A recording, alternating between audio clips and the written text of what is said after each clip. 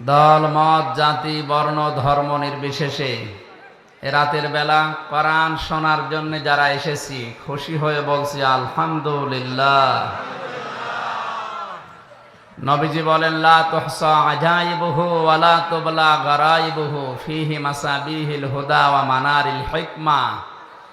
যে কোরআন তোমরা শুনতে এসেছো কোনদিন এর আশ্চর্যকারিতা গণনা করে শেষ করা যাবে না। দিন যত যাবে কোরআনের আশ্চর্য তত বাড়তে থাকবে, আবিষ্কার হবে। আলা তবলা গারাইবুহু, কিয়ামত পর্যন্ত এ কোরআনে কারীম কোনদিন পুরাতন হবে না, পুরাতন মনেও হবে না। যার অন্তর যার হৃদয় যত বেশি স্বচ্ছ থাকবে, পরিষ্কার থাকবে, কোরআন তার কাছে তত নতুন মনে হবে। ফিহি মাসাবিহিল হুদা, এটা হেদায়েতের মশাল। কোরআনে কারীম যদি কাউকে হেদায়েত দিতে না পারে, পথ দেখাতে না পারে, বুঝবেন ওর কপালে আর হেদায়েত নেই। আল্লাহ রাব্বুল আলামিন বলেন আলিফ লাম মিম যালিকাল কিতাবু লা রাইবা ফীহি হুদাল লিল মুত্তাকিন। আল্লাহ পাক বলেন এই একটা কিতাব, এর ভেতরে ভুল সন্দেহ তো দূরের কথা, সন্দেহের লেশ পর্যন্ত নেই। এটা পথ দেখাবে আমার মুত্তাকি বান্দাদের। চাঁদপুরবাসী খুব খেয়াল করেন আয়াতের দিকে। কিতাব শব্দ দেওয়ার আগে আল্লাহ পাক আলিফ লাম দিয়েছেন। এখানে কথা বন্ধ করেন ভাই, কথা নিজে শোনে না, অন্যকে শুনতেও দেয় না। এটা তো গানের অনুষ্ঠান না, কথাও চলবে গানও চলবে। কোরআনে কারীম শোনার জন্য আল্লাহ নিয়ম দিয়েছেন ওয়াইদা কুরিয়াল কুরআনু ফাসতামিউ লাহু ওয়া আনসিতু লাআল্লাকুম তুরহামুন। কোরআন যখন শুরু হয়ে যাবে তখন চুপ থাকবা, শুনবা, দুইটাই ফরজ। লাআল্লাকুম তুরহামুন, আশা করা যায় তোমাদের উপর আমার রহমত নাজিল হবে। এখানে রহমত নাজিল করতে হলে চুপ থাকা লাগবে, শোনা লাগবে। কেউ যদি কথা বলে ডিস্টার্ব করেন আপনার কবিরা গুনাহ হবে। এ নির্দেশ কার? সুতরাং এই দুইটা শর্ত আগে মানেন। চুপ থাকবেন, শুনবেন। খুব বেশি সময় না, সর্বোচ্চ 1 ঘন্টা 10-15 মিনিট কথা বলবো এই আয়াত থেকে। আমাদের আলোচনার সাবজেক্ট হচ্ছে আমাদের জাতির পিতা হযরত ইব্রাহিম আলাইহিস সালামের জীবনের 50টা পরীক্ষা।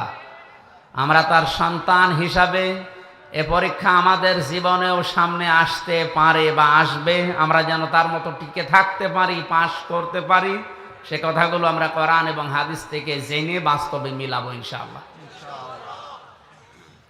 আমারে ডিস্টার্ব করে আমার কথাগুলো ভুলিয়ে দেবেন না। কথা তো আমি আর বানাবো না, উপর থেকে তো আশা লাগবে নাকি? সুতরাং আমি পরিবেশ করেন, কেউ কথা বলবেন না, দাঁড়িয়ে থাকবেন আর সব বসে। কিতাবের আগে আলিফ লাম দেওয়ার কারণ, যেখানে অনেক আলেম বসে আছে, কারণে হাজীগঞ্জ কামিল মাদ্রাসা মুহাদ্দিস আবু নসর আশরাফি ভাই সহ হাজারো আলেম এখানে তৈরি হচ্ছে। এই চাঁদপুরের জন্য এটা একটা নিয়ামত। স্টেজে অনেক আলেম বসে আছে। আলিফ লাম 4 প্রকার, তার ভেতরে এইটা নির্দিষ্ট করার জন্য এই আলিফ লাম কিতাবের আগে আল্লাহ দিয়েছেন। পুরা কোরআনে কারীমের নাম আমি তাফসীরে ফি জিলালিল কোরআনে পেয়েছি প্রায় 55টার উপরে। ব্যাপকভাবে প্রসারিত হয় তামাম দুনিয়াতে 5টা নাম। 1 নম্বরে কোরআনে কারীম, 2 নম্বরে কোরআনের নাম হচ্ছে আল ফুরকান, 3 নম্বরে কোরআনের নাম আজ-জিকির, 4 নম্বরে কোরআনের নাম আশ-শিফা, 5 নম্বরে কোরআনের নাম হচ্ছে আল কিতাব। আল্লাহ পাক আল কিতাব দিয়েই কোরআনে কারীমকে ইঙ্গিত করে জানিয়েছে একটাই মাত্র কিতাব, যার ভেতরে ভুল নেই, সন্দেহ নেই। কিয়ামত হয়ে যাব তাও এর ভেতরে কেউ ভুল বের করতে পারবে না। এই চ্যালেঞ্জ দিয়েছেন কে? আল্লাহ। 1500 বছরে আজ পর্যন্ত এই চ্যালেঞ্জের মোকাবেলা কেউ করতে কিয়ামত পর্যন্ত পারবেও না। কারণ এই চ্যালেঞ্জ আমির হামজার না, এই চ্যালেঞ্জ কার? কেন আল্লাহ আলিফ লাম দিয়েছেন এটা বলার জন্য বলছিলাম। বিশেষ করে যারা আলেম আছেন তাদেরকে ইঙ্গিত করছে, একটু খেয়াল করেন। দুনিয়াতে একটাই মাত্র কিতাব আল্লাহ এখন পাঠিয়েছেন, কিয়ামত পর্যন্ত আর আসবে না। মানব জাতিকে পরিচালনা করার জন্য জীবন বিধান হিসাবে যা দরকার সবের ভেতরে খুলে খুলে বর্ণনা করা আছে। সুতরাং কোরআন শরীফ বাদ দিয়ে পৃথিবীর কোন কিতাব মানুষকে রাস্তা দেখাতে পারে না, হেদায়েত দিতে পারে না। এই জায়গাটা এত আওয়াজ হয় কি? এরা মানুষ নাকি দেবতা? কথা বলে না কেন? চুপ করেন। আমরা দেখতে পাচ্ছি আপনারা দাঁড়িয়ে আছেন, দাঁড়িয়ে থাকেন, কথা বলবেন না।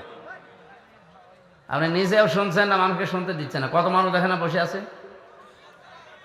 কথা বন্ধ করেন।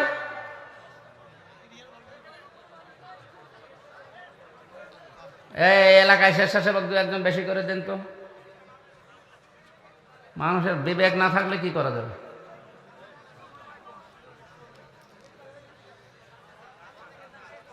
কোরআন শোনার জন্য যে আদব আল্লাহ দিলেন আমি তো আগে বলে নিলাম। আপনি তো এই অনুষ্ঠানে এসেছেন, এটা পুরাটা এখন নামাজের মতো ইবাদত। নামাজে কথা বলা যায় না, এদিক ওদিকে তাকানো যায় না, গল্প করা যায় না, যায়? তো এটা যদি নামাজ মনে করে আপনি বসে থাকে, তো কথা বলেন কেন? 1-1.5 ঘন্টা মনে করবেন আমি নামাজে দাঁড়িয়ে আছি। কারাগারে 3 বছরে আমি তাহাজ্জুদের নামাজে যারা আলেম আমরা ছিলাম, আমরা যা পড়েছি 1-1.5 ঘন্টা 2 ঘন্টা, বিশেষ করে 3:30টা থেকে একেবারে আজান পর্যন্ত এই কেটে যেত। বাইরে তো 10 মিনিট নামাজে দাঁড়িয়ে থাকতে পারি না, অথচ 2.5 পারা 1.5 পারা করে 2 পারা করে পড়া লাগতো। মনে করবেন আমি নামাজে আছি। নিস্তব্ধ হয়ে যান, কথা বলেন কেন? চাঁদপুরবাসী, সারা বাংলাদেশের লোক আমরা জানি, নোয়াখালী, চাঁদপুর, লক্ষ্মীপুর, কুমিল্লা এই এলাকার মানুষগুলো আল্লাহ ভীরু বেশি। এটা রেকর্ড হচ্ছে, কালকেই সারা বাংলাদেশ ছড়াবে। আপনাদের আচরণ যদি এই দেখে, কি বদনাম হবে না? নিজেদের বদনাম নিজেরা করবেন। কথা বন্ধ করো ভাই। কিতাবের আগে আলিফ লাম দিয়ে আল্লাহ এই ঘোষণায় দিয়েছেন, দুনিয়ায় একটাই কিতাব এখন আছে, কিয়ামত পর্যন্ত এটা থাকবে, যেটা মানুষকে হেদায়েত দিতে পারে।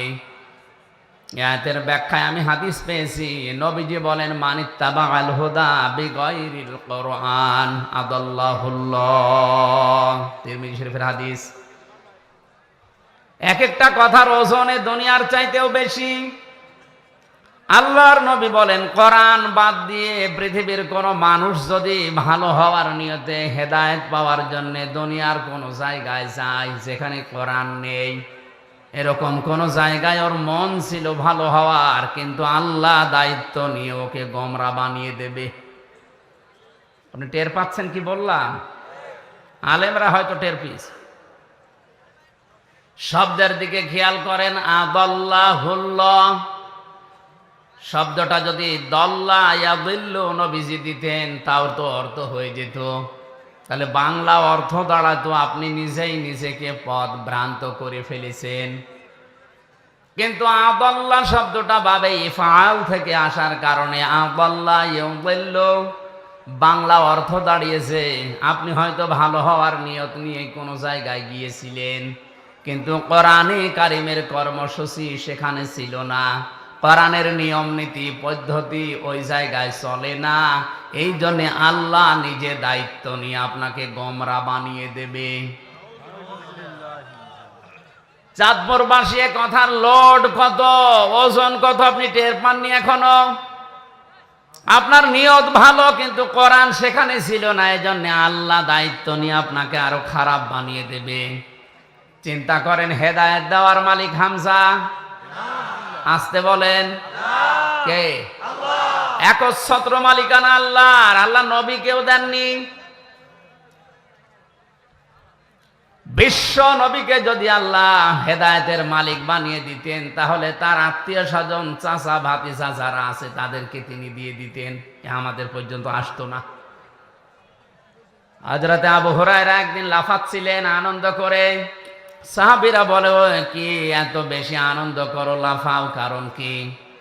হযরত আবু হুরায়রা বলেন, এই মাত্র কোরআনে কারিমের আয়াত নাযিল হয়েছে, যে হেদায়েতের একচ্ছত্র মালিকানা আল্লাহ, আর এটা কোনো নবীর হাতে ফেরেশতার হাতেও আল্লাহ দেননি। আমি আনন্দ করি এই কারণে, আমি তো নবীজির আত্মীয় না। যদি আত্মীয়, যদি নবীর হাতে আল্লাহ হেদায়েতের চাবিকাঠি দিয়ে দিত, আমি আবু হুরায়রা পর্যন্ত আসতো না। কারণ তার নিজের আত্মীয় স্বজন যারা আছে তাদেরকে দিয়ে তিনি জান্নাতে নিয়ে চলে যেতেন, আমি বাদ পড়ে যেতাম। যেহেতু আল্লাহর হাতে আছে, এই জন্য আমি আনন্দে আছি। কোরআনে কারীম জানিয়েছে, বিশ্ব নবী মুহাম্মদুর রাসূলুল্লাহ নিজে তার চাচা যেদিন মারা যায় আবু তালিব, মাথার পাশে বসে বসে বলছিলেন, ইয়া আম্মি আবি তালিব, লা ইলাহা ইল্লাল্লাহ হাজ্জুল লাকা ইনদাল্লাহি ইয়াউমাল কিয়ামাহ, রাহুল বুখারী। নবীজি বললেন, চাচা আপনার জোরে বলা লাগবে না, শুধু কানের কাছে মুখটা নিয়ে আস্তে করে বলেন, লা ইলাহা ইল্লাল্লাহ। তাওহীদের স্বীকৃতিটা দেন, রিসালাতের স্বীকৃতি যেটা আমার মুহাম্মদুর রাসূলুল্লাহটা বলার দরকার নেই, ওটা আপনি আমি মেনে নিলাম। শুধু আল্লাহর এই স্বীকৃতিটা আপনি আমার কানের কাছে, জোরেও বলা লাগবে না, আমার কানের কাছে মুখ নিয়ে বলেন। আমি কথা দিলাম কিয়ামতের দিন আল্লাহর দরবারে ঝগড়া করে আপনাকে আমি জান্নাতে দিয়ে আসবো। পাশে দাঁড়িয়েছিল আবু সেহেল আর আবু লাহাব। আবু সুফিয়ান ডাক দিয়ে বলে, নেতা পড়বা, সারা জীবন বাপ দাদার ধর্ম অনুসরণ করলে এখন ভাতিজার নতুন ধর্ম গ্রহণ করে কলঙ্কিত হবা। মানুষ তোমারে কা পুরুষ বলবে, ভীরু বলবে। আবু তালিব ওই সময় ডাক দিয়ে বলেছে, ভাতিজা আমি তোমাকে ভালোবাসি, কিন্তু এটা আমি পড়তে পারলাম না, তুমি আমাকে মাফ করে দিও। বলেন তো মাফ করার মালিক কে? বিশ্বনবীর মন খারাপ হয়ে গেল।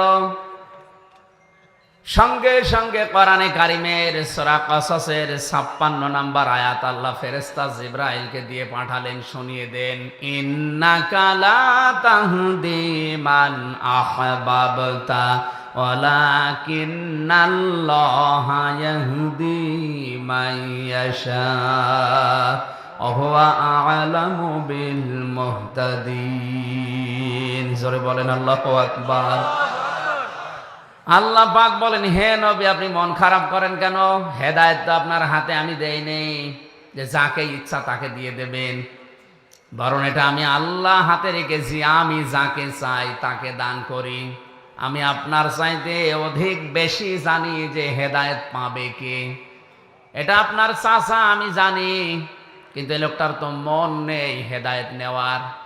আপনি এত চেষ্টা করলেন, আপনার রিসালাতের ঘোষণা পর্যন্ত আপনি দিতে নিষেধ করেছেন যে ওটা দরকার নেই, শুধু তাওহীদের কালেমাটা একটু পড়েন, তারপরও সে পড়ে নাই।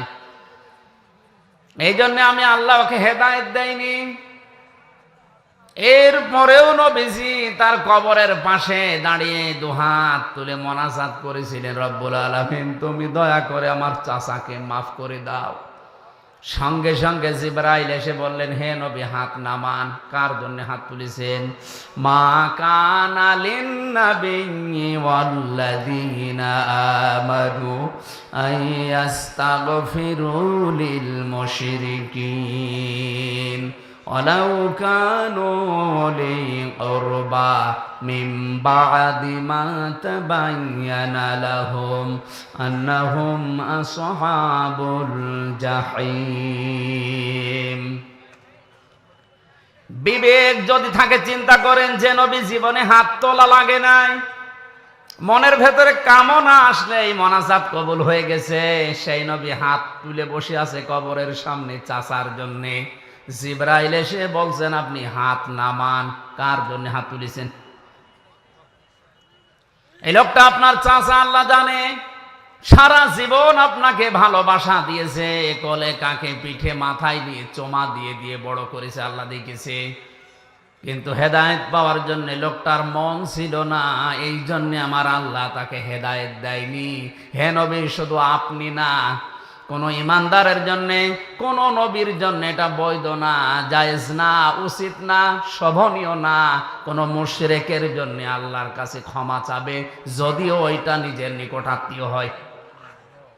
চিন্তা করেন, নবীজিকে আল্লাহ এই ধমকটা দিলেন, নবীজির জন্যও শোভনীয় না, উচিত না কোন মুশরিকের জন্য ক্ষমা চাওয়া। এত ঘৃণিত আল্লাহর কাছে যারা শিরিক করে, এই মুশরিকরা হজে যারা যায় তাদেরকে প্রথমেই এ কথা বলা লাগে, লাব্বাইক আল্লাহুম্মা লাব্বাইক লা শারীকা লাকা লাব্বাইক। হে আল্লাহ, সেই বাংলাদেশের চাঁদপুর থেকে এসেছি, কাফনের কাপড় পরে এসেছি তোমার ঘর, আমি এখন তাওয়াফ করব, আমি হাজির হয়ে গেছি, আমার নামটা তোমার হাজিরা খাতায় লিখে নাও। প্রথমেই ঘোষণা আসে, বান্দা দাঁড়া। কাবার চত্বরে প্রবেশ করার আগেই বলা লাগে, লা শারীকা লাকা লাব্বাইক। তুই বল যে আল্লাহ, আমি মুশরিক না, আমি আর যাই করি আমি শিরিক করি না। অথচ তামাম দুনিয়ায় আজ মানুষকে মুশরিক বানানোর পাই তারা চলছে। একজনের নামে একটা সূরা নাযিল হয়েছে কোরআনে কারিমে, তার নাম লোকমান। লোকটা নবীও না, রাসূলও না, একটা সাধারণ মানুষ। তাফসিরে পড়েছি, এত সাধারণ দুনিয়ায় তিনজন কালো মানুষের নাম আমি পেয়েছি। একজন হযরতে মাহজা, হযরতে ওমরের খাদেম ছিলেন, গোলাম ছিলেন। 2 নম্বরে হযরতে বেলাল। 3 নম্বরে এই লোকটা যার নাম বললাম লোকমান। জহব্বারে গে ঠোঁট ছিল একেবারে ঝোলা, ঝুলেছিল ঠোঁট, এত কালো। তাফসিরের ভাষায় এরকম কালো মানুষ দুনিয়ায় ওই 2 জন ছাড়া আর পাওয়া যায়নি। চেহারা ছিল একেবারে উল্টা পাল্টা, চুলগুলো ছিল উস্কো খুস্কো। চেহারার যে বর্ণনা দেখালাম, একবার দেখলে আর একবার দেখতে মন চাবে। আসতে বলেন। অথচ এই লোকটার জন্য 4 পৃষ্ঠার একটা সূরা আল্লাহ কোরআনে কারিমে নাযিল করে তাকে চিরন্তন করে দিয়েছেন। একটাই মাত্র কারণ, তিনি তার সন্তানকে আল্লাহর সাথে শিরিক সম্পর্কে কিছু কথা তাকে উপদেশ হিসাবে বলেছিলেন।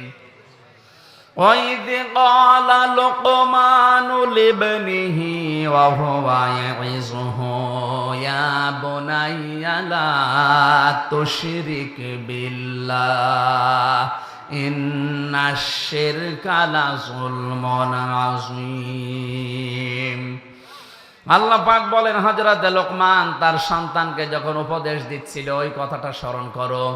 তিনি সর্বপ্রথম বলেছিলেন, লা তুশরিক বিল্লাহ, হে আমার আদরের সন্তান, দুনিয়ায় আর যাই করো শিরিক করবা না। কি করবা না? কারণ পৃথিবীর সব অপরাধ আল্লাহ মাফ করে দিলেও দিতে পারে, কিন্তু শিরিকের গুনাহ আল্লাহ মাফ করে না। এইজন্য এটা যেহেতু ভিডিও হচ্ছে, রেকর্ড হচ্ছে, কালকে তামাম দুনিয়ায় ছড়াবে। আমার সামনে এখন মাত্র 50,000 মানুষ না, 750 কোটির উপরে মানুষ আমার সামনে বসে আছে। সবাইকে উদ্দেশ্য করে বলছি, আপনি আর যাই করেন শিরিক করবেন না। এত রাগ হয় আল্লাহর শিরিক করলে। বাড়িতে যদি এখন আমি যে দেখি আমার স্ত্রীর কাছে পাশের বাড়ির একজন সলিমদ্দি শুয়ে আছে, কিছু করে নাই, এমনি শুয়ে আছে, ভালো লাগবে? আবার স্বামী হিসাবে আমার যেমন রাগ হওয়ার কথা, আমাকে সেই বীর্য থেকে শুরু করে আমির হামজা পর্যন্ত যা বানিয়েছে সব একাকে, আর কারো কিছু আছে? আল্লাহ পাক বলেন, নেই থেকে এ পর্যন্ত নিয়ে আসলাম, আর আমার সাথে শরীক করো। আমি ঠিক ওই স্বামীর মতো রেগে যাই। স্বামী যেমন কাছে কিছু পেলে স্ত্রীকে টুকরা টুকরা করে ফেলবে, ওই সময় আমারও মন চায়। আমার নাম হালিম, সহনশীল, ধৈর্যশীল, এজন্য তোর কিছু বলি না। কোরআনে কারিমে সবচাইতে ভয়ঙ্কর আয়াত হচ্ছে শিরিকের বিরুদ্ধে। ইন্নাল্লাহা লা ইয়াগফিরু আন ইউশরাকা বিহি ওয়া ইয়াগফিরু মা দুনা যালিকা লিমান ইয়াশা। আল্লাহ পাক বলেন, অবশ্যই আমি আল্লাহ সব অপরাধ গুনাহ মাফ করে দিলেও দিতে পারি, কিন্তু শিরিকের গুনাহ মাফ হবে না। এজন্য আমাদের সাবধান থাকা দরকার, জীবনে আর যাই করি অন্তত শিরিক যেন জীবনে না থাকে, কারণ মুশরিকের জন্য নবী পর্যন্ত ক্ষমা চাওয়া নিষেধ। কথা বুঝতেছে? অথচ টাটকা মুশরিক বাংলাদেশে মরে যাচ্ছে, আল্লাহর আইনের সাথে শিরিক করে, তার শক্তির সাথে শিরিক করে। যারা ক্ষমতার উৎস জনগণ বলে, তারা আল্লাহর আয়াতের সাথে শিরিক করে। এ বিশ্বাস এলাকায় আছে? এক্ষুনি আপনি পরিবর্তন হবেন, নয়তো মুশরিক হয়ে মরবেন। ক্ষমতার উৎস একমাত্র আল্লাহ। আপনি বাস্তবে মিলাতে পারেন না, সেটা আলাদা, কিন্তু বিশ্বাস করা লাগবে ক্ষমতার উৎস জনগণ নয়। কে বলেন তো? আন্নাল কুওয়াতা লিল্লাহি জামিআ। যারা ক্ষমতার উৎস জনগণ বলে চালান, তারা এই সূরা বাকারার এই আয়াতের পুরাপুরি বিরুদ্ধে। তারা আয়াতের সাথে শিরিক করছেন, তারা মুশরিক। মারা গেলে আমির হামজা না, কাবার ইমাম সুদাইসি না, নবীজি এসে দোয়া করলো আপনার জন্য কবুল হবে না যদি মুশরিক হয়ে কেউ মারা যায়। হেদায়েত দেওয়ার একচ্ছত্র মালিকানা যেহেতু আল্লাহর, এই ক্ষমতা আল্লাহ কোরআনে কারিমকে দিয়েছেন। এই জন্য আমাদের সাবধান থাকা দরকার। কোরআন যেখানে নেই, ওই দল যদি আমার বাবাও প্রতিষ্ঠা করে, ওই দলে আমি যাব না। ওই দলে যদি আমি ভালো হওয়ার নিয়তেও যাই, আমাকে খারাপ বানিয়ে দেবে। আসতে বলো। যেই পীরের দরবারে কোরআন শরীফ চলে না, কোরআনের নিয়ম নীতি নেই, ওই দরবারে যদি আমি ভালো হওয়ার নিয়তেও যাই, আমাকে গোমরা বানিয়ে দেবে কে? এর বাস্তব উদাহরণ কুষ্টিয়ার লালনের মাজার। এই এলাকা থেকে হাজারো মানুষ যাচ্ছে ওখানে, যেহেতু কোরআন ওখানে চলে না, কোরআনের নিয়ম নীতি ওখানে নেই, ওখানে মানুষের তৈরি করা কিছু বানানো নিয়ম চলে। এই জন্য আমার মনে হয় ওখানে গেলে মানুষ ভালো হওয়ার পরিবর্তে আরো খারাপ হয়। আগে গাঁজা খেত না, এখন গাঁজা খায়। আগে বিড়ি সিগারেট খেত না, এখন বিড়ি খায়। কথা বলেন না কেন? তাহলে লোকটা ভালো হয়েছে না খারাপ হয়েছে? আরে নদী পার হয়ে যে আল্লাহর ওলি আছে, আমি নাম নাই নিলাম, ওখানে গেলে মানুষ দেখি আগে দাড়ি মাড়ি যায় রাখতো, ওখানে গেলে দাড়ি কেটে সফা করে ফেলে। তাহলে ভালো হয়েছে না খারাপ হয়েছে? আমি বাস্তব নিজে গিয়ে দেখেছি, শিরিক প্রকাশ্যে চলছে। বিশ্ব নবীর দরবারে, নবীজির কবরস্থানে, নবীজির মাজারে, আল্লাহর নবীর রওজায় আমি 16 সালে ঘুরে এসেছি। এইভাবে যাওয়া লাগে না, এইভাবে পিছিয়ে আসা লাগে না, কিন্তু ওই দরবারে গিয়েছি, এইভাবে যাওয়া লাগবে, আবার এইভাবে পিছিয়ে আসা লাগবে। লা তাত্তাখিযুল কুবুর মাসাজিদা। নবীজি বলেন, কবরকে তোমরা সেজদার জায়গা বানিও না। আজ হাজারো পীরের দরবারে কবরগুলো মাজার পূজা হিসাবে চলছে। যে কবরে মাজার পূজা চলে, ও কবর ভেঙে দেওয়া আমাদের জন্য একেবারে ওয়াজিব হয়ে গেছে। হাজার বেদাত করে, আর এটা সব চাইতে বেশি চট্টগ্রাম বিভাগে। দিনের নামে, ইসলামের নামে নতুন নতুন জিনিস তৈরি করে এরা ইসলাম বানিয়ে চালিয়ে দিচ্ছে। এই জন্য বেদাত যারা করছেন তারা থামেন। বেদাত করলে নবীজি বলেন, বেদাত পন্থী যারা, বেদাত আবিষ্কার যারা করে, সালাম দেওয়া পর্যন্ত জায়েজ নেই। 2 নাম্বারটা এখন বলা যাবে না মোনাজাতের আগে। বলেন আমি মায়ের খাই। নবীর সুপারিশ 2 নম্বরে নবীজি বলেন, পাবে না তারা যারা জালিম শাসকের তোষামদি করে চলে। এটা এই দেশে এখনো শুরু হয়নি, অন্য দেশে চলছে।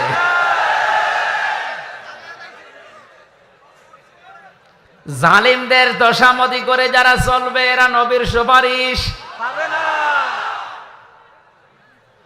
আজকে হাসিগঞ্জের জামে মসজিদে গিয়ে যদি দেখেন, ইমাম সাহেব দাড়ি গোপ কেটে একেবারে সফা করে ফেলেছে, আপনি নামাজ পড়তে যাবেন? কি বলবেন হুজুর আপনি দাড়ি কাটলেন কেন? ইমাম সাহেব যদি বলে বেটা তোরও তো দাড়ি নেই। মুসল্লি বলবে হুজুর দাড়ি কেটে মুসল্লি হওয়া যায়, ইমাম হওয়া যায় না। কথা বলে না কেন? আপনার বিবেকের কি একটু নাড়া দেয় না? মাত্র হাজীগঞ্জের মতো জায়গার একটা ইমাম দাড়ি কেটেছে, এই জন্য আপনি নামাজ পড়তে রাজি না, অথচ আপনার নিজেরও দাড়ি নেই। এর পেছনে নামাজ হবে না আপনি এই মনে করে পড়ছেন না, অথচ দাড়ি গোপ কেটে একটা লোক বিশ্ব ওলির দাবি করছে, মানুষ পঙ্গপালের মতো গরু ছাগল নিয়ে ছড়ছে। আর এই কথা বলতে গেলে বলে ও পীর বিরোধী। ও কি পীর? টাটকা শয়তান। হাজীগঞ্জের মতো এতটুকু জায়গার মসজিদের ইমাম সাহেবের দাড়ি না থাকলে যদি নামাজ পড়তে কেউ রাজি না হন, বিশ্ব বলি যে লোকটা প্রতিদিন সফা করে, ওরে আপনি বিশ্ব বলি মনে করলেও গুনাহ হবে। এই জন্য হাজারো মানুষ ওখানে ভালো হওয়ার নিয়তে যায়, শিরিক আর কোরআন না থাকার কারণে হাজারো মানুষ আল্লাহ গোমরা বানিয়ে দিচ্ছে। এই সত্য কথাটা বললাম আপনাকে বাঁচার জন্যে। এরপরেও যদি কারো বিবেক না খোলে, আমার মনে হয় ওর বিবেকের উপরে কুকুরে পোশাক করেছে। অবশ্য ঠিক। তাহলে কোরআনে দুনিয়ায় একমাত্র কিতাব যেটা মানুষকে হেদায়েত দিতে পারে। আজকের এই ময়দান থেকে সিদ্ধান্ত নিয়ে বাড়ি যাওয়া লাগবে, কোরআন যেখানে নেই ওই দলে, ওই দরবারে, ওই আস্তানায় আমি যদি চাই আমাকে গোমরা বানাবে কে? এরপরেও যদি আপনি যান, এবার যান, আপনি কোথায় যাবেন যান। আমার মনে হয় ওয়াজ হয়ে গেছে না, মানে আবার কি ওয়াজ করব? এই কথাটুকু যদি বুঝে এখনই প্র্যাকটিক্যাল লাইফে আপনি সেট করতে পারেন, এটাই তো ওয়াজ হয়ে গেছে। এই হাদিসটা যদি কেউ মেনে নিতে পারে মনে প্রাণে, যে কোরআন যেখানে নেই ওখানে গেলে আল্লাহ তাকে গোমরা বানিয়ে দেয়, এই বাংলাদেশে কোরআন ছাড়া অন্য কোন দল এদেশে চলবে না। আল্লাহ আমাদের বোঝার তৌফিক দিন, বলেন আমিন। দরুদ আর সালাম পাঠ করছি আমাদের নবী, মানবতার মহান শিক্ষক মুহাম্মদ রাসূলুল্লাহ সাল্লাল্লাহু আলাইহি সাল্লামের প্রতি। কোরআনে কারিম থেকে মাত্র একটা আয়াত পড়েছি, সূরা বাকারা আয়াত নাম্বার 124। 286টা আয়াত আছে সূরাতে, 40টা রুকু আছে। মাত্র একটা আয়াতে কত কথা আছে আপনি একটু হিসাব করে করে দেখবেন। তাহলে পুরা কোরআনে আল্লাহ কত কিছু দিয়েছে, আপনার মাথা এলোমেলো হয়ে যাবে। জবান ঘরে কোরআনে কারিমের তাফসিরুল কোরআন মাহফিল, তাফসির আকারে কথা শোনার জন্য পড়েন আউযু বিল্লাহি মিনাশ শাইতানির রাজিম, বিসমিল্লাহির রহমানির রহিম।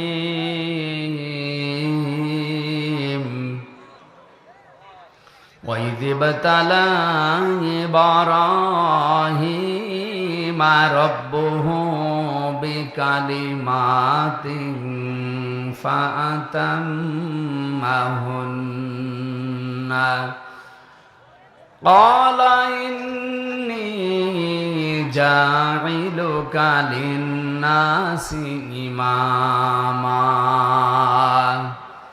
قَالَ وَمِنْ ذُرِّيَّتِهِ قَالَ لَا يَنَالُ عَهْدِ الظَّالِمِينَ।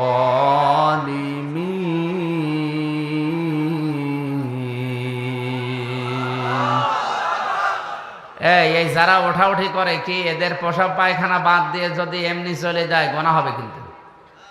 এই জিজ্ঞাসা করেন তো ওর অবস্থান কি? না আমি হাসির খোরাকি দেইনি, আপনি যদি ভালো লাগছে না এই বলে চলে যান আপনার কিন্তু গোনা হবে। জরুরত থাকলে যেতে পারেন, এমনিতেই উঠবেন না ভাই। সওয়াব নেকি কামাই করতে এসে যদি গোনা হয়ে যায় আপনার না আসায় ভালো ছিল। খেয়াল করেন এই দেশে আমি যতটুকু এই কয় মাস, বিশেষ করে 1 মাস কয়েকদিন বের হয়ে যা দেখছি, এর আগে 20 সালের আগ পর্যন্ত বিশ্বের কয়েকটা দেশে আমি যতটুকু পেয়েছি তাফসির মাহফিল লেখা থাকে ঠিক, কিন্তু তাফসির হয় 5 প্রকার। যে যেই দেশে বাস করে ওই দেশে সরকারি তাফসির হয়, এটা হয়। বেসরকারি তাফসিরও হয়, খানকার তাফসির হয়। এখানকার পরে আমার যেখানে আছে রাতের বেলা রাত 12:30টার পরে ওখানে খানকার তাফসির হবে। 4 নম্বরে হয় নাটকীয় তাফসির, যেটাই ব্রাহ্মণবাড়িয়া কুমিল্লা এলাকায় চলে। আন্দাজে তাফসির মাহফিল নাম দিয়েছে। নাটকীয়তা করে কোরআনে কারিমের মঞ্চগুলো তারা হাসির পাত্র বানিয়ে ফেলেছে। কথা বলেন না কেন? অথচ কোরআনে কারিমের এই ময়দানগুলো, এই মঞ্চগুলো, এটা আমানতের জায়গা, এটা মেম্বরের একটা আমানত আছে। এই জায়গাটা যারা হাসির খোরাকি বানিয়ে মানুষের কাছে উপস্থাপন করে, আল্লাযীনা ইত্তাখাযু দীনাহুম লাহওয়াও ওয়া লাইবা ওয়া গাররাতুহুমুল হায়াতুদ দুনিয়া। সূরা আরাফের 51, 50, 51 নম্বর আয়াতে আল্লাহ জানিয়েছেন যে মানুষগুলো দুনিয়ায় আল্লাহর দ্বীনকে খেল তামাশা বানিয়ে ফেলেছে। এদেরকে দুনিয়ার জীবন ধোঁকায় ফেলে রেখেছে। কিয়ামতের দিন আল্লাহ তাদেরকে ভুলে যাবে যেমন তারা দুনিয়ায় কোরআনকে ভুলেছিল। ওরা তাফসির মাহফিলের নাম দিয়ে কোরআনে কারিমকে এমন ভাবে উপস্থাপন করছে নাটকীয় ভাবে, জেনারেল শিক্ষিত মানুষগুলো মনে করছে ইসলাম মনে হয় এরকমই। কথা বলছে না কেন?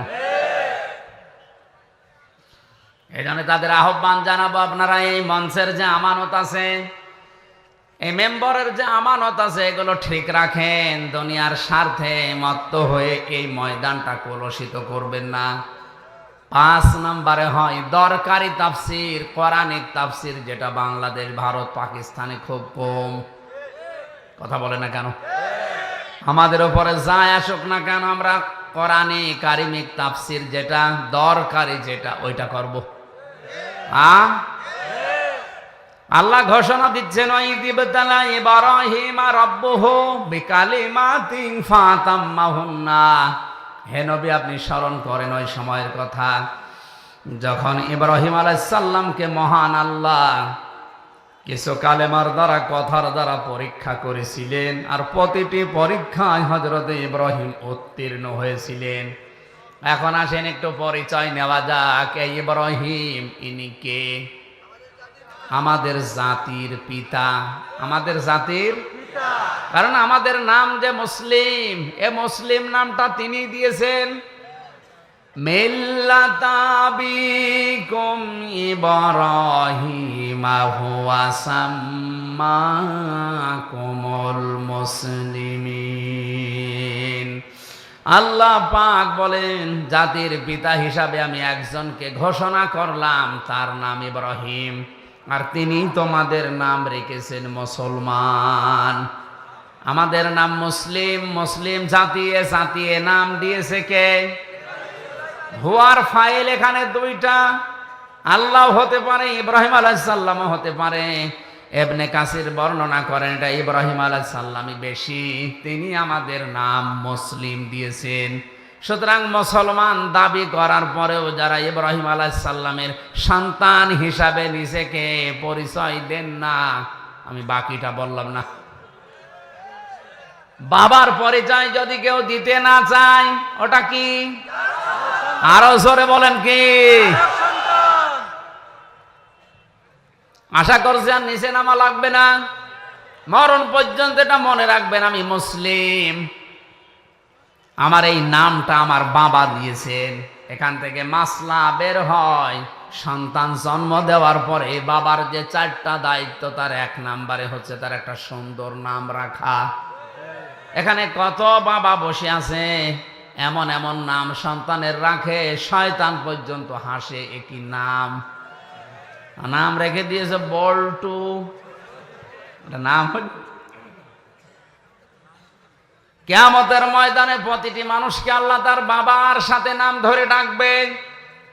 হামজা বিন রিয়াজ আজ অনেক মহিলা তাদের স্বামীর সাথে নাম মিলিয়ে রাখে। আমার ম্যাডামের নাম তামান্না, আমার নাম আমির হামজা, উনি যদি তামান্না আমির লেখে না, এটা বৈধ না। ওনাকে লেখা লাগবে ওনার বাবার নামের সাথে তামান্না সুলতানা, ওনার বাবার নাম সুলতান। কারণ আমার স্বামীর সাথে সংসার যদি ভেঙে যায়, আজকেই যদি তালাক হয়ে যায়, কালকে ওর মুখ দেখা আমার জন্য আর জায়েজ। কিন্তু বাবার সাথে তালাক হওয়ার সম্ভাবনা আছে। বলেন বলেন।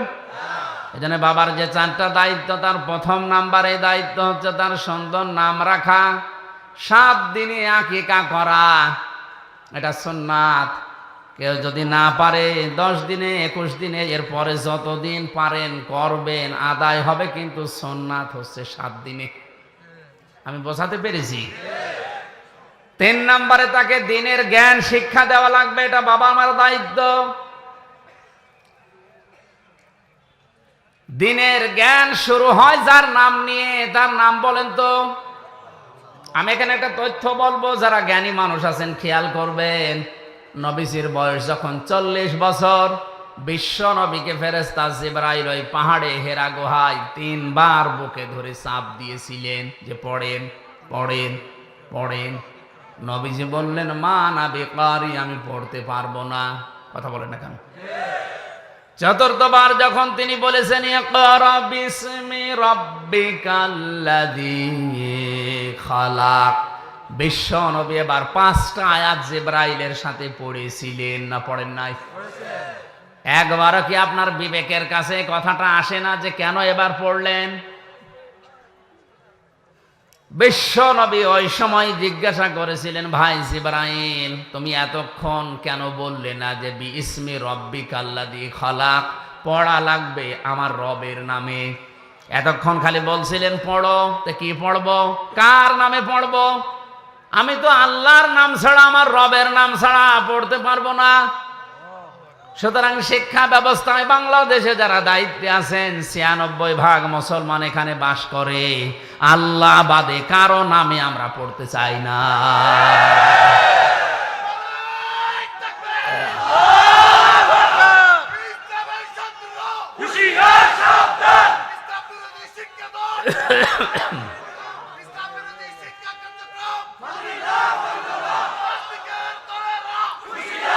আমার ভাইরা, আমি কথাগুলো শুধু স্লোগান দেওয়ার জন্য, গরম হওয়ার জন্য বলি নাই, বিবেকের কাছে প্রশ্ন করে। নবীজি নবুয়ত পাওয়ার পরে কিন্তু পড়তে পারতেন, তিনি বলেন না আমি পড়বো না। কারণ আমার রবের নাম যখনই আমি শুনলাম তখনই পড়া স্টার্ট দিলাম। বিশ্ব নবী নবুয়ত পাওয়ার পরেই তার উম্মতদেরকে আদেশ দিয়েছে, উম্মতেরা সন্তান তোমাদের হলে তাদের 3 নাম্বারের দায়িত্ব তার দিনের শিক্ষা দিবে। আর দিনের শিক্ষা শুরু হয় আমার আল্লাহর নামে।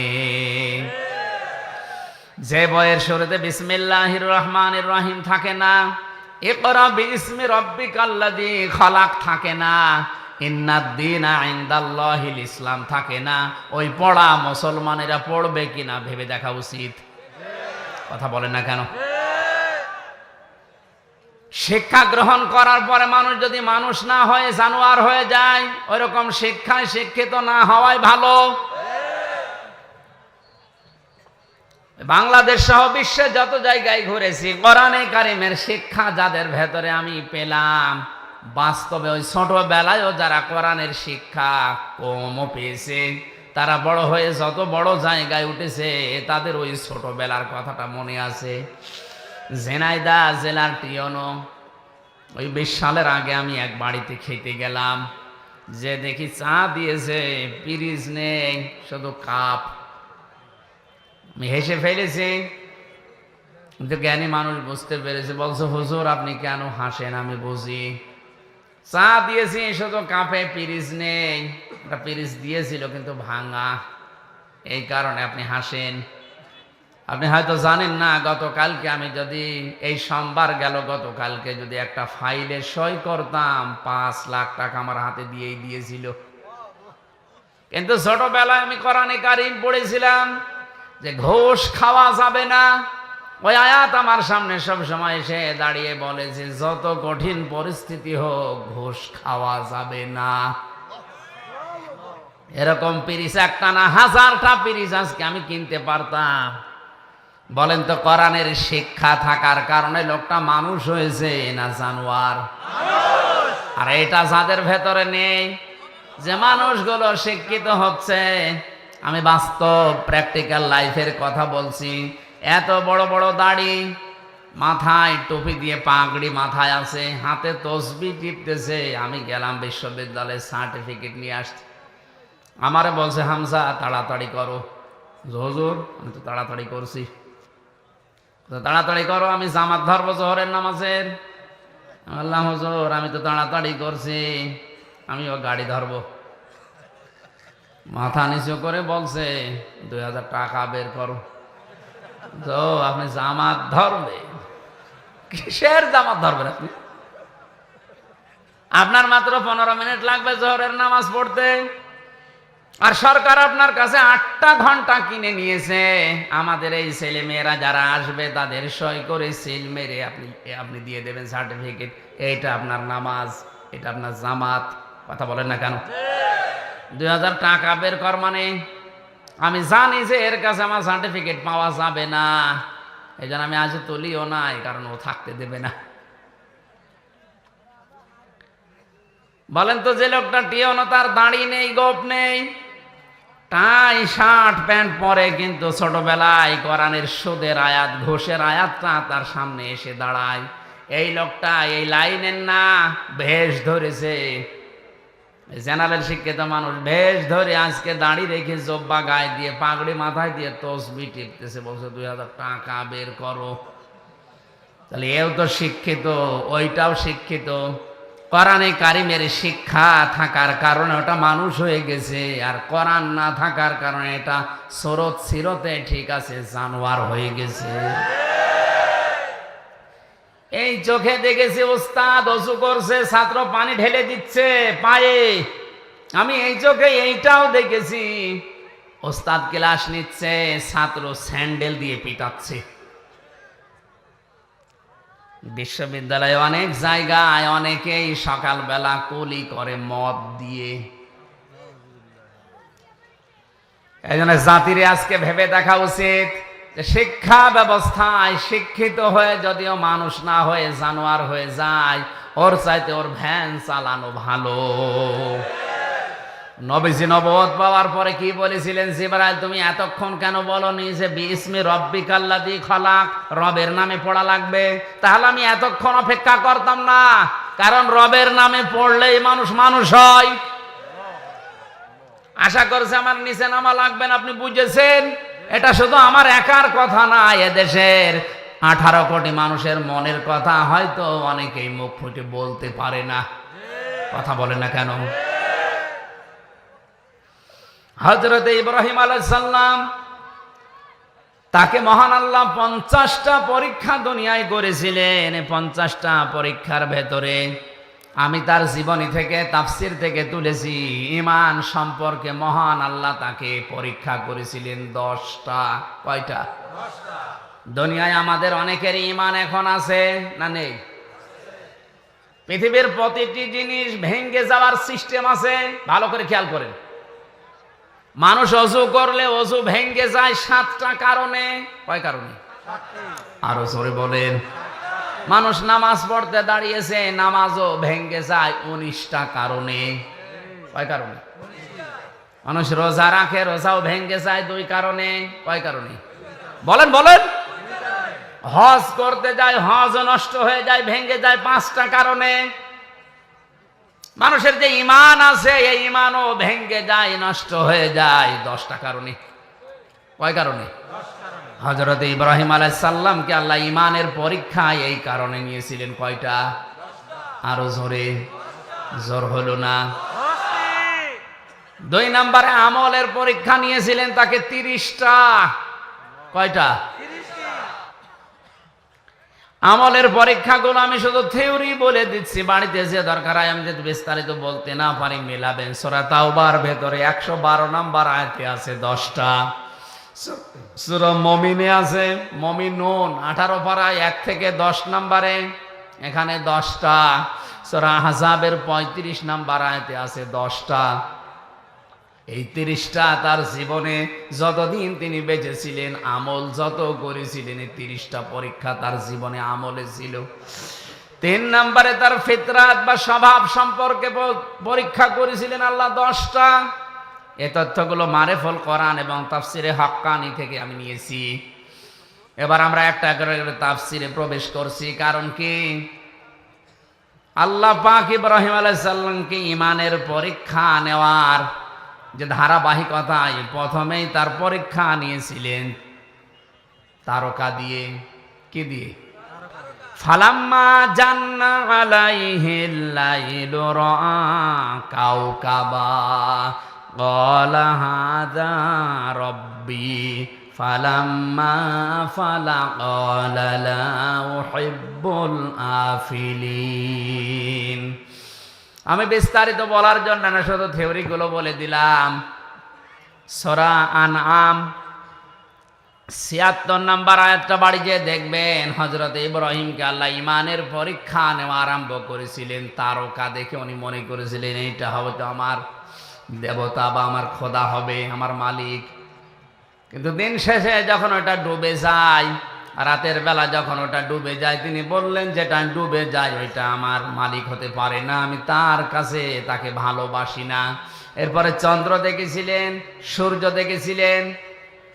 3টা পরীক্ষার পরে হযরত ইব্রাহিম নবী বলেছিলেন, ফালাম্মা ফালাত ক্বালা ইয়া কওমি ইন্নী বারিউম মিম্মা তুশরিকুন। হে আমার জাতির লোকেরা, তোমরা আজ তারকা পূজা করো, তোমরা চন্দ্র পূজা করো, সূর্য পূজা করো, কেউ দরগা পূজা, কেউ দুর্গা পূজা, কেউ বিভিন্ন গাছ পূজা, মাটি পূজা, আগুন পূজায় ব্যস্ত আছে। আমি সব কিছু থেকে মুখ ফিরিয়ে নিজেকে মুক্ত ঘোষণা করলাম। তিনি ওই সময় একটা দোয়া করেছিলেন। তার সন্তান হিসাবে আমরা অনেকেই মনে করি এটা জায়নামাজে দাঁড়ানোর দোয়া না, ওটা জায়নামাজে দাঁড়ানোর দোয়া না, ওটা কোরআনে কারিমের সূরা আনআমের ৭৯ নম্বর আয়াত। জবান খুলে যারা মুখস্থ আছে পড়েন, ইন্নী ওয়াজ্জাহতু ওয়াজহিয়া লিল্লাযী ফাতারাস সামাওয়াতি ওয়াল আরদা হানিফাও ওয়া মা আনা মিনাল মুশরিকিন। হযরত ইব্রাহিম ওই সময় বলেছিলেন, হে আমার মালিক, আমি সব দিক থেকে মুখ ফিরিয়ে নিলাম, আমি আসমান জমিনের সব দিক থেকে মুখ ফিরিয়ে একনিষ্ঠ হয়ে তোমার দিকে মুখ ফিরালাম, কারণ তুমি আমাকে বানিয়েছো হানিফা। আমি একনিষ্ঠ ভাবে তোমার দিকে ঘুরে আসলাম। ওমান আমিনাল মুশরিকিন, আমি ঘোষণা দিচ্ছি আমি কিন্তু মুশরিক না। আমার প্রথম কথা ছিল আপনি আর যাই করেন শিরিক করবেন না, কারণ এটা আমাদের জাতির পিতার প্রথম শিক্ষা। তিনি ঈমানের প্রথম পরীক্ষায় বলেছিলেন, আল্লাহ আমি কিন্তু মুশরিক না। জোরে বলেন আল্লাহু আকবার। ইব্রাহিমের সন্তান যারা দুনিয়ায় একদিকে গেলেও আমরা শিরিক। নবীজি বলেন, তোমাকে যদি আগুনের ভেতরে কেউ ফেলে দেয়, তোমাকে যদি কেটে টুকরা টুকরা করা হয়, এরপরেও তুমি শিরিক না। কারণ দুনিয়ার সব অপরাধ আল্লাহ কম বেশি মাফ করে দিলেও দিতে পারে, কিন্তু শিরিক মাফ করবে না। আমি আবার বলছি, আপনারা শিরিক থেকে বাঁচেন। শিরিক 4 প্রকার: শিরিক বিল জাত, শিরিক বিল সিফাত, শিরিক বিল ইখতিয়ারা, শিরিক বিল হুকুক। এই 4 প্রকারকে ভাগ ভাগ করে তাফসিরে হাদিসে আমি পেয়েছি প্রায় 72 প্রকার। শিন র কাপ এই শব্দটা এত বিস্তারিত, এত বেশি কথা এর ভেতরে আল্লাহ পাক লুকিয়ে রেখেছে। কেউ যদি শিরিক নিয়ে আলোচনা করে রাত শেষ হয়ে যাবে, তাও শিরিক শেষ হবে না। অথচ এই সূক্ষ্ম সূক্ষ্ম বিষয়গুলো আমাদের ভেতর অনেকের ভর করে বসে আছে। আমরা শিরিক থেকে বাঁচার জন্য, শিরিক কি, কত প্রকার, কেন শিরিক হচ্ছে, এই বইটা বাজারে পাওয়া যায়, কিনে নেবেন। আমার সবগুলো পয়েন্ট হয়তো মনে নেই, এই জন্য অল্প কিছু বললাম। হযরত ইব্রাহিম আলাইহিস সালাম ঈমানের প্রথম পরীক্ষায় তিনি পাশ করেছিলেন, আল্লাহকে তিনি নিজে খুঁজে বের করেছিলেন। আর আমরা তার সন্তান, আমাদের চোখে আঙ্গুল দিয়ে দেখিয়ে দেওয়ার পরেও আমরা পাইতে চাই না। কথা বলা লাগবে। আলেমরা আজ অনেকেই জীবনের উপরে রিস্ক নিয়ে জাতির পিতা ইব্রাহিম আলাইহিস সালামকে যে পরীক্ষাগুলো আল্লাহ করেছিলেন তিনি নিজে খোঁজ করে করে বের করেছিলেন, আর আমরা আপনাদের চোখে আঙ্গুল দিয়ে হাতে কলমে দেখিয়ে দেওয়ার পরও আপনি ফিরে আসতে চান না। দ্বিতীয় পরীক্ষা করেছিলেন আমার আল্লাহ, তাকে বাধা দিয়েছিলেন। ইমানের উপরে টিকে থাকতে গেলে যে বাধা আসে, আমাদের জাতির পিতায় বাধা পেয়েছেন না পান নাই? সর্বপ্রথম বাধা এসেছিল তার ঘর থেকে। কথা বলে না কেন? আজ ইমানের উপরে টিকে থাকতে গেলে বাধা আসতে পারে কোন জায়গা থেকে? আসছে না অনেকে? তার বাবা বাধা দিয়েছিল ঘর থেকে, সমাজের বাধা এসেছিল, রাষ্ট্রের বাধা এসেছিল, এমনকি তাকে বনবাস পর্যন্ত দেওয়া হয়েছিল।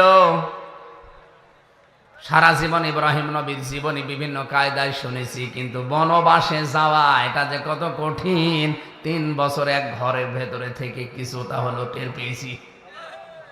আমাদের জীবন মুক্ত জীবন, একটা মানুষকে 24 ঘন্টা যদি একটা ঘরের ভেতরে তালাবদ্ধ রেখে দেওয়া যায়, আমি যতটুকু বুঝলাম ও মানুষটা এমনি পাগল হয়ে যাওয়ার কথা। ইব্রাহিম আলাইহিস সালামকে বনবাসে পর্যন্ত ইমানের পরীক্ষা দিতে যেতে হয়েছিল। কথা বলেন ঠিক কিনা? এরপরে তারা হিজরত করা লেগেছে। সন্তান কলিজার টুকরা 80 বছর বয়সে যেটা হয়েছে তাকে জবাই পর্যন্ত করা লেগেছিল। কথা বলেন না কেন? যদিও জবাই হয়নি, কিন্তু পরীক্ষা তো দিতে হয়েছিল। এরপরে আমার আল্লাহ তাকে দিয়ে কাবা নির্মাণ করিয়ে পরীক্ষা ওই সময় নিয়েছে। এরপরে সবচেয়ে বড় পরীক্ষা তার জীবনে যেটা আগুনের ভেতরে ফেলে দেওয়া। এটা সারা জীবন শুধু শুনেছেন, একটা মানুষকে জীবিত অবস্থায় আগুনে ফেলে দেওয়ার সময় যে দৃশ্য তৈরি হয়, এটা যে কত বড় কঠিন পরীক্ষা, সম্মুখীন না হলে বুঝবেন না। আমাদের জাতির পিতা ইব্রাহিম আলাইহিস সালামের আগুনের পরীক্ষা দিয়ে তিনি কি লস হয়েছে? কথা বলেন। ফেরেশতা এসেছিল, জিবরাইল, মিকাইল, ইসরাফিল, কত ফেরেশতা এসে বলেছে সাহায্য লাগবে, বলেন। বিশাল অগ্নিকুণ্ড আমরা সব উল্টাপাল্টা করে দেব।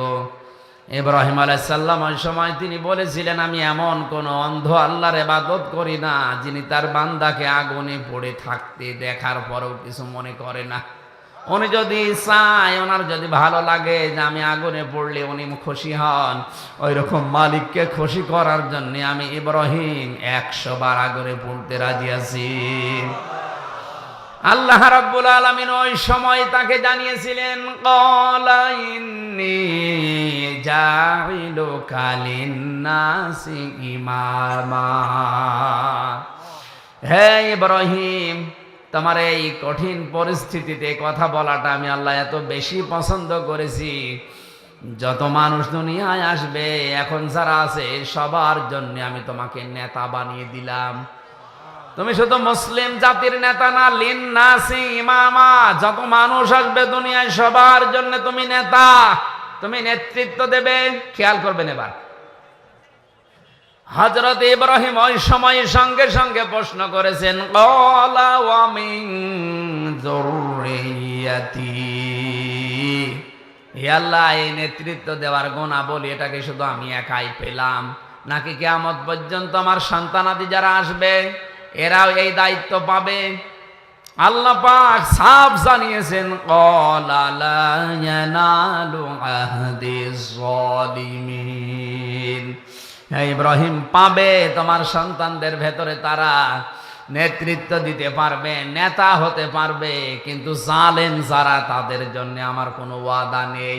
এনালু এটা মজারে, বর্তমান, ভবিষ্যৎ, প্রেজেন্ট, ফিউচার।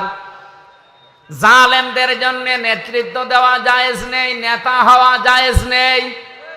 অথচ তামাম দুনিয়ায় যারা জালেম এরাই নেতৃত্ব দিচ্ছে আর আমাদেরকে ফতোয়া দিচ্ছে।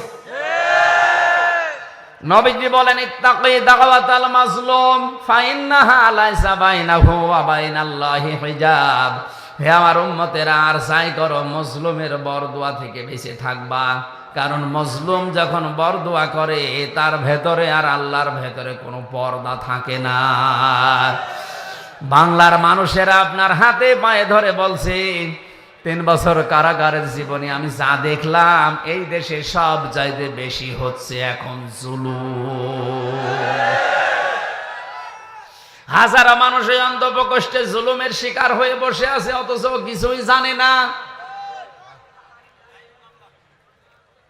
সব চাইতে ভয়ঙ্কর আয়াত আমার কাছে কোরআনে কারিমের সূরা শূরা 25 নম্বর পারা 6 নম্বর পৃষ্ঠা 13 নম্বর লাইনের 42 নম্বর আয়াতটা মনে হয়েছে। আল্লাহ পাক বলেন, ইন্নামাস সাবিলু আলাল্লাযীনা ইয়াযলিমুনান নাস ওয়া ইয়াবগুনা ফিল আরদি বিগাইরিল হক উলাইকা লাহুম আযাবুন আলীম।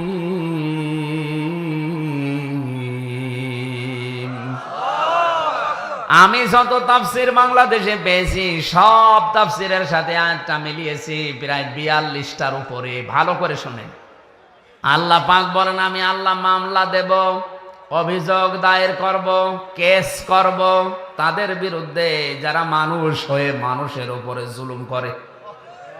বাংলার মুসলমানের এখানে ইয়াজলিমুনান নাস ইয়াজলিমুনাল মুসলিমুনা নেই, যে মুসলমানদের উপরে যারা জুলুম করছে।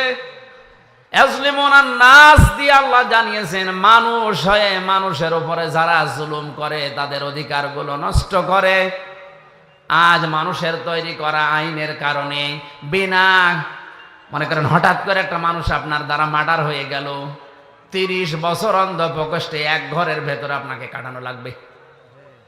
এটা যে কত বড় মানবতা বিরোধী অপরাধ, কত বড় জুলুম একটা মানুষের উপরে। মানবাধিকার সংস্থাগুলো কি ছাতা করে বেড়ায় আমি বুঝি না। এই আইনটা পাল্টাতে পারেন না? হ্যাঁ, ওরে যদি অপরাধ প্রমাণ হয় ওরে ফাঁসি দিয়ে দেন, ওরে মেরে ফেলেন, কারণ হত্যার বদলে হত্যা করা যায় আছে। কোন কারণে একটা মানুষকে 30 বছর এক ঘরের ভেতরে 24 ঘন্টা তালাবদ্ধ করে রাখবেন? ওকে আর মানুষ থাকবে তো এমনি পাগল হয়ে যাবে। এই কথা বলে দেখেন।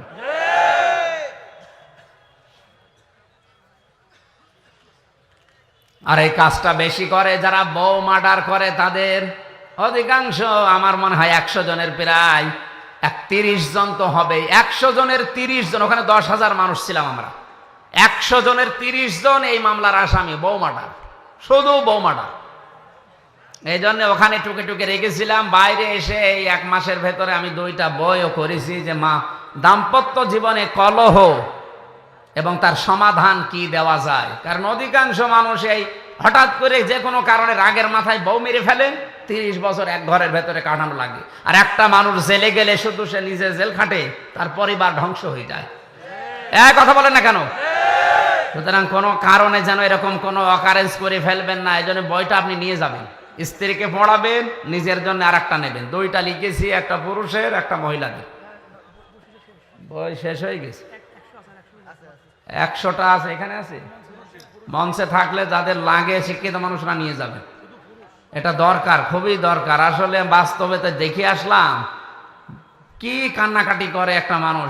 হয়তো যে কোনো কায়দায় বউটা মেরে ফেলেছে, এখন 30 বছর এক ঘরের ভেতরে তারা থাকা লাগবে। বলেন একটা মানুষের ওপরে কত বড় জুলুম এটা। আপনি থেকে দেখেন তো 10 দিন একটা ঘরের ভেতর তালাবদ্ধ, এমনি পাগল হয়ে যাবে। আর 30 বছর, একে কল্পনা করা যায়? এই আইনগুলো সরকারকে বলবো আপনি পাল্টান। সে ব্রিটিশ আমলের এই আইন দিয়ে চলছে, এগুলো পাল্টালে অনেক কিছু সংশোধন করা দরকার। জেল কোর্টে অনেক নিয়ম নীতি সেই ব্রিটিশের চলছে। আমার ভাইরা, এই আয়াত দিয়ে আল্লাহ প্রমাণ করেছেন আমি আল্লাহ নিজে মামলা দেব তাদের বিরুদ্ধে যারা মানুষের ওপরে জুলুম করে। আপনি হিসাব করেন আল্লাহর মামলার আসামি কিনা। এই আয়াত পড়ার পরে আমার যেটা মনে হয়, বাংলাদেশে এখন হাজারো মানুষ আল্লাহর মামলার আসামি। আমি সহ অনেকে যারা নিরপরাধ ভাবে জীবন থেকে 3টা বছর 10টা বছর 15 বছর নষ্ট করে দিল, আপনি তো আল্লাহর মামলার আসামি। আমি নাই আপনার মামলার আসামি। আমার মামলার আয়ু একজন মাদারীপুরের, একজন বাগেরহাটের। এরা নাই আমার মামলার আয়ু, এরা মামলার বাদী। আর আপনি আমার উপরে জুলুম করে আপনি আল্লাহর মামলার আপনি টের পাচ্ছেন কি বলছি আমি? হাজার হাজার লক্ষ লক্ষ মানুষ এই দেশে এখন বিভিন্ন কায়দায় আল্লাহর মামলার আসামি হয়ে অলরেডি বসে আছে। আল্লাহ আমাদের হেফাজত করেন, বলেন আমিন। এই জন্য জালেমদের জন্য নেতা হওয়া, নেতৃত্ব দেওয়া, রাজনীতি করা জায়েজ। আরো জোরে বলেন জায়েজ। এই আয়াত আমি বানালাম। ইব্রাহিম নবীর ফিতরাত সম্পর্কে আল্লাহ 10টা পরীক্ষা নিয়েছিলেন। আমি পেয়েছি তার মাথার ভেতরে 5টা। নবী ইব্রাহিম আলাইহিস সালাম মাথায়, নাকের ভেতরে তিনি পানি দিতেন। বিজ্ঞানী শব্দ নিয়ে গবেষণা করে জানিয়েছে দিনে রাতে 5 থেকে 6 বার যদি কেউ নাকে পানি দেয়, সারাদিন সারা রাতে যে জার্মগুলো নাক দিয়ে প্রবেশ করে মহান আল্লাহ নাকি পানি দেওয়ার কারণে বের করে দেয়। এরপরে কুলি করতেন তিনি, মুখের ভেতরে যে জার্মগুলো তৈরি হয় সারাদিন সারা রাতে কুলি করলে এটা দূর করে দেয়। ইব্রাহিম আলাইহিস সালামের ফিতরাত ছিল, স্বভাব ছিল এইটা। 3 নম্বরে তিনি মেসাক করতেন। 4 নম্বরে তার গোপ দাড়ি তিনি কাটতেন। দাড়ি কাটা জায়েজ আছে কিন্তু 1 মুষ্টির পরে।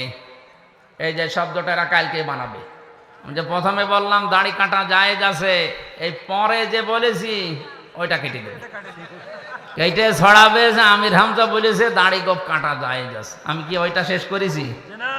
1 মুষ্টির পরে কাটেন, অসুবিধা নেই। যারা বিভিন্ন জায়গায় আমার নামে আমার এই খণ্ডিত বক্তব্যগুলো নিয়ে ভিডিও বানাচ্ছে, বিশেষ করে আমার এই তাহেরি ভাই, এই নোরে বাংলা নামে একজন আছে চট্টগ্রামের, আরো বিভিন্ন হুজুররা এই কাজগুলো করছেন কোন কারণে? 1.5 ঘন্টা 2 ঘন্টা বলে কথা বলি, পুরাটা তো দেন না, 1.5 মিনিট দেয়। এই যে যদি, কিন্তু, অথবা এইগুলো বাদ, প্রথম শব্দটা দিয়ে ওরা কালকে দেখেন ভিডিও বানাবে বলি। এখানে যারা ইউটিউবার আছেন, এই যে কাট দেওয়া আছে, এগুলো ছাড়া উল্টা পাল্টা করেন না ভাই। আপনার কারণে আমার জীবন থেকে 3টা বছর গেল। আবার যদি উল্টা পাল্টা করে আমারে আটকিয়ে রেখে আপনার লাভ আছে?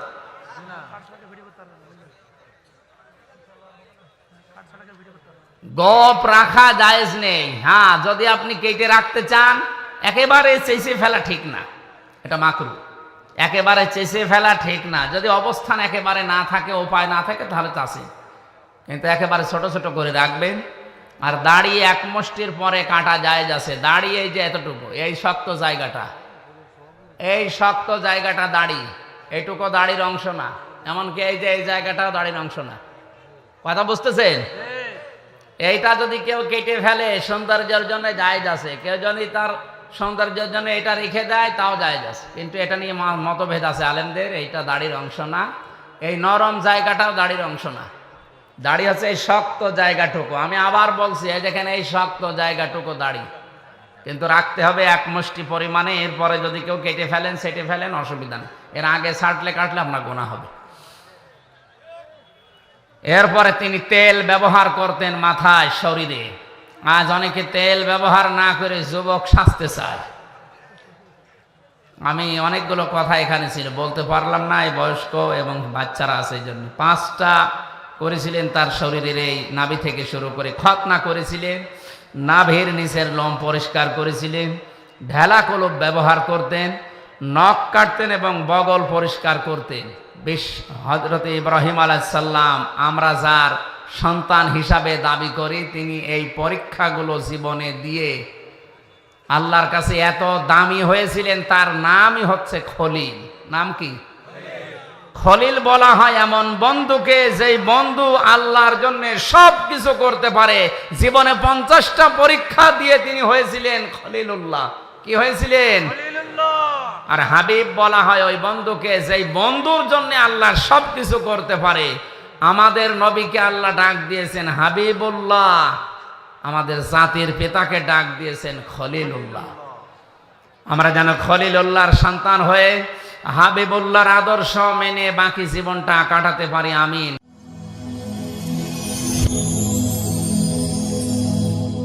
Rose TV 24. Enjoy by listening to the Holy Quran.